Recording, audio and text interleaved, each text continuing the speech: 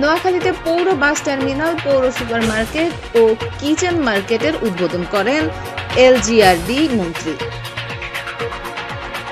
যুব উন্নয়ন এখন নতুন সাজে নতুন রূপে হক শপিং মল চৌমুহনীতে। ভর্তির জন্য আজই যোগাযোগ করুন বেগমগঞ্জ যুব উন্নয়ন টেকনিক্যাল ইনস্টিটিউট। নোয়াখালীতে বাংলাদেশ মিউনিসিপ্যাল ডেভেলপমেন্ট ফান্ড ও নোয়াখালী পৌরসভার অর্থায়নে নোয়াখালী পৌর বাস টার্মিনাল, সুপারমার্কেট ও কিচেন মার্কেট সহ 3টি প্রকল্প অনলাইন ভার্চুয়ালের মাধ্যমে উদ্বোধন করেন স্থানীয় সরকার ও পল্লী উন্নয়ন সমবায় মন্ত্রণালয়ের মন্ত্রী Tajul Islam.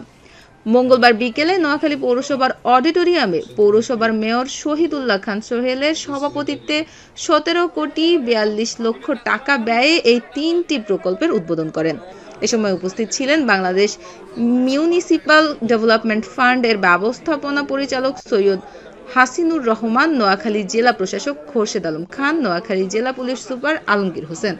ANTV news desk.